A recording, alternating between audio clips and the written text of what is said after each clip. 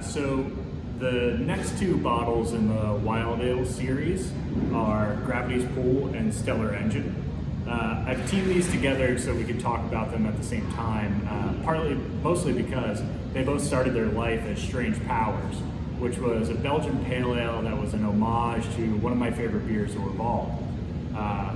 Strange Powers was a unique beer for us because we fermented it in stainless with Brett Bruxellensis, which is the Brettanomyces that is found in Orval. We then split off that batch into two separate red wine barrels, and we pitched extra Brett Bruxellensis into one of them, and Brett Lambicus and Lactobacillus into the other one. We wanted to see what the different Brett strains would lend to each of the barrels and try to differentiate between them. So Gravity's Pool is the one that we pitched extra Brett Bruxellensis into, and Stellar Engine is the one that we pitched Brett Lambicus and Lactobacillus into. I think it's a really cool experiment because they're both very different beers, even though they started out as the same beer. So Gravity's Pool, we'll try first. So Gravity's Pool with Brett Bruxellensis, this did not have Lactobacillus in it, so you're not going to find the tartness that you're going to find in Stellar Engine. Brett Brux, for me, it gives you some of that kind of barnyard funk that you would find in like quintessential wild or farmhouse beers, but it really plays up bright tropical fruit and like sweet jammy fruit notes. So that's most of what I find from Brett Bruxellensis. This base beer also has a lot of like firm biscuit and light caramel character, so it really accents the fruit notes from the Brett Brux.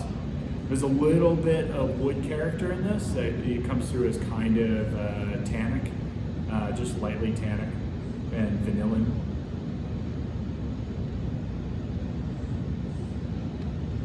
So when I first smell this, I get a lot of funk.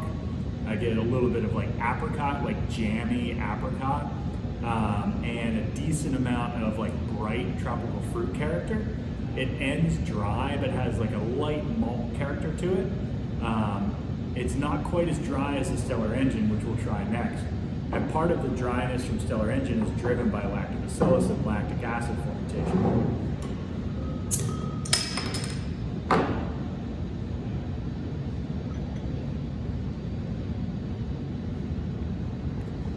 So you can see the same light amber color between the two of them. It's very golden.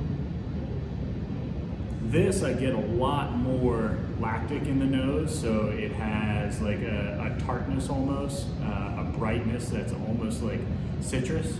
It has a decent amount of funk and a little bit of like pepper. This, because of the lactic tartness, is a little drier.